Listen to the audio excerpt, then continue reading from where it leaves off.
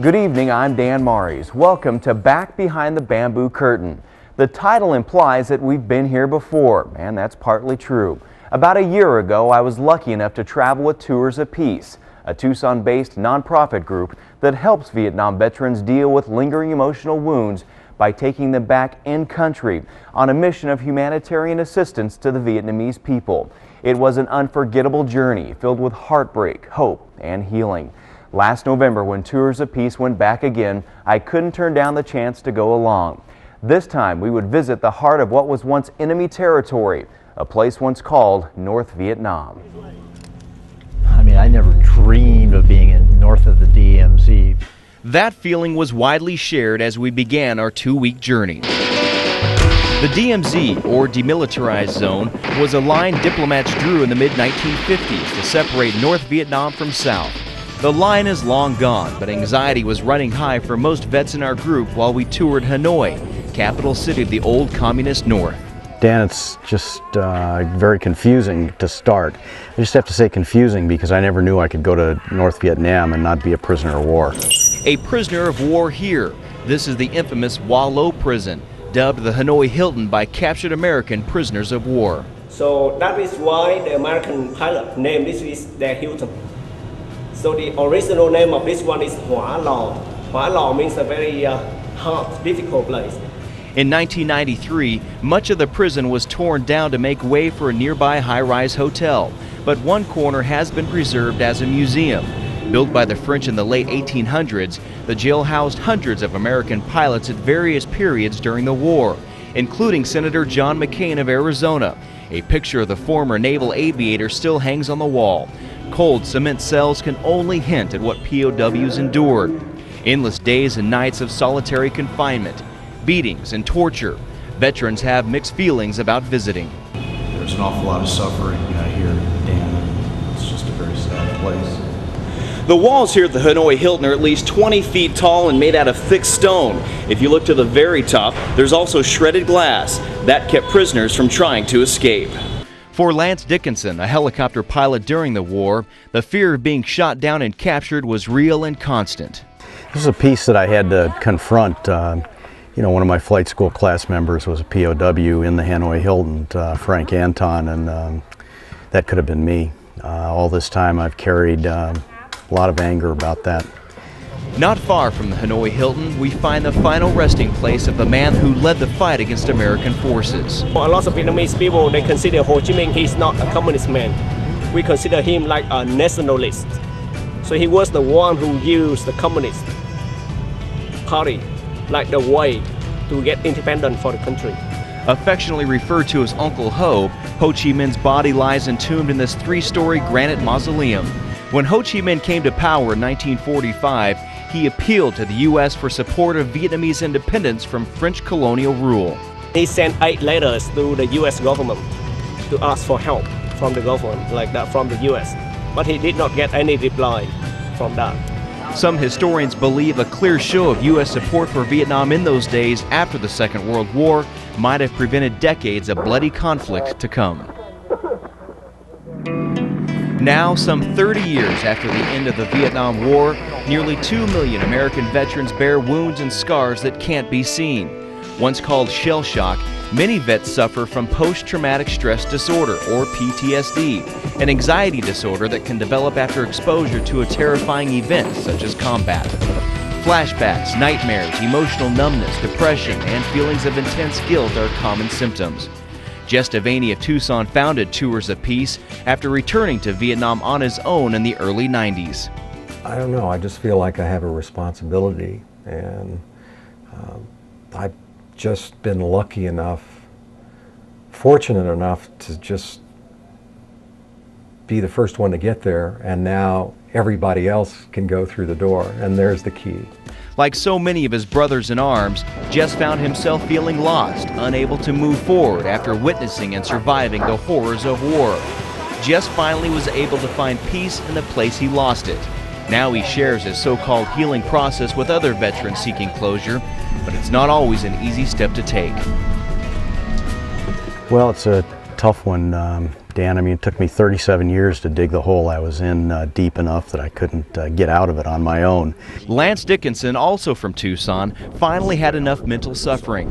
My fear meter is overwhelming me right now, so we're in the right place. In March 2004, he decided to go back to Vietnam with Tours of Peace for his first return trip since the war ended.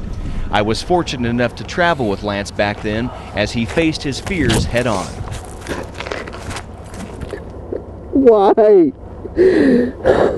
Why? Painful memories overwhelmed Lance as he revisited the same rice paddy he was flying over in 1967 when he was shot and nearly killed. It may seem harsh, exposing veterans to such horrifying places, but it's part of a healing process, replacing old memories with new ones, turning Vietnam back into a country and not a war. Does it work? 8 months after his first visit, Lance walks out into the same rice field. What he once referred to as his valley of death, he now sees as a valley full of life. It's very meaningful to express ourselves through these beautiful roses here today. Well, I'd say that the greatest thing that we can do is to leave them here to express the beauty that Mother Earth gives us all the time.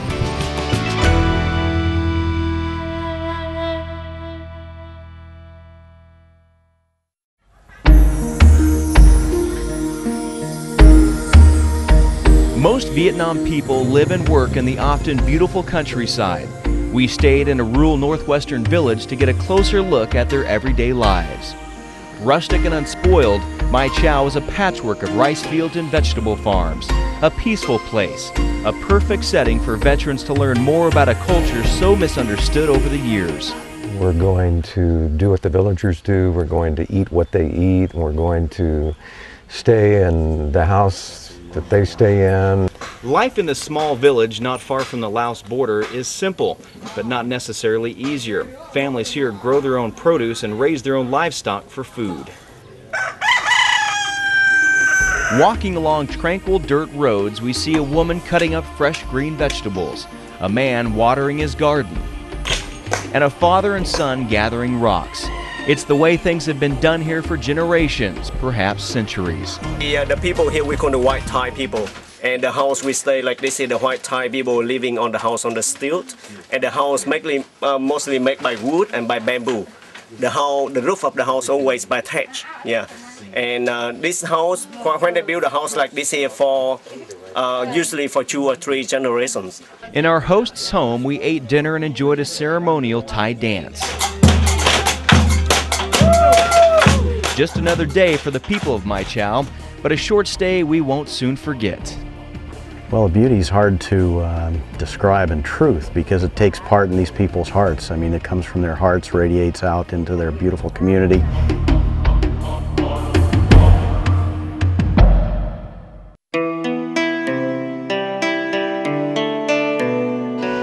Battleground visits and country retreats are only one aspect of Tours of Peace. The program's healing process also emphasizes humanitarian goals. An estimated 800,000 Vietnamese men, women, and children still live with the crippling effects of Agent Orange, a chemical the United States used to clear jungle. We met inheritors of this toxic legacy in orphanages and schools and brought them what help we could. Dr. John Fisher from Golden, Colorado, and Daniel Martin from Sierra Vista make up the Mobile MASH unit, an idea John came up with on his first Tours of Peace visit a couple of years ago. We came to this disabled orphanage, and I looked at these children and I said to our organizer, Jess, I said, you know, I can help these people. there's some things that I can do to for these kids, you know, and to get them more mobile, moving around. That's the first one you do all day, buddy. For Daniel, massaging the muscles of these disabled children helps him deal with the guilt he still harbors in his heart. I was so afraid. I was full of shame and guilt. I had a difficult time looking into the Vietnamese people's eyes because I knew what we had done 35 years ago when I was here. And it was difficult to face the fact that I'm partly responsible for all that stuff.